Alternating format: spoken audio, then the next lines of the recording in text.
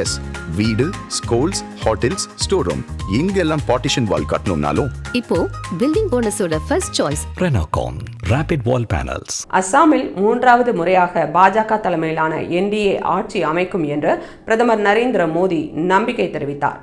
அஸ்ஸாமில் காங்கிரசின் ராகுல் காந்திக்கு தோல்விகளில் சதம் காத்திருப்பதாகவும் விமர்சித்தார். தமிழகம் உட்பட 5 மாநிலங்களில் தேர்தல் நடைபெற உள்ளன. இந்த தேர்தலில் ஆட்சியை தக்கவைக்க ஆளும் கட்சிகளும் இழந்த ஆட்சியை பெற எதிர்க்கட்சிகளும் மும்முரமாக உள்ளன.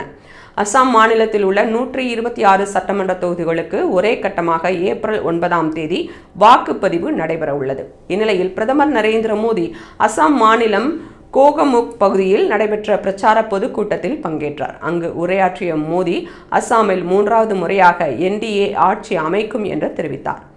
முதலில் சர்பானந்த சோனாவால் தலைமையிலும் பின்பு ஹிமந்த பிஸ்வ சர்மா தலைமையிலும் தேசிய ஜனநாயக கூட்டணி ஆட்சி நடைபெற்றது.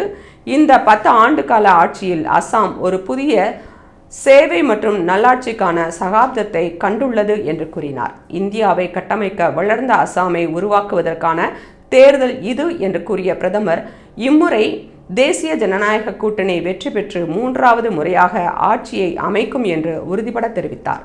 மேலும் பிரதமர் மோடி காங்கிரஸ் கட்சிக்கு தொடர்ந்து 3வது முறையாக தோல்வி கிடைக்கும் என்றார். இந்த தேர்தலில் முடிவில் காங்கிரஸ் கட்சியின் அறிவிக்கப்படாத இளவரசருக்கு 100வது தோல்வி உறுதியாக உள்ளது என்றும் ராகுல் காந்தியை விமர்சித்தார். முன்னதாக அஸ்ஸாமில் திப்ருகரில் உள்ள ஒரு தேயிலை தோட்டத்திற்கு சென்ற பிரதமர் மோடி அங்குள்ள தேயிலை தோட்ட தொழிலாளர்களுடன் கலந்துரையாடினார். மேலும் மாநிலத்தின் தேயிலை துறைக்கு அவர்கள் ஆற்றி வரும் பங்களிப்புக்கு பாராட்டும் தெரிவித்தார்.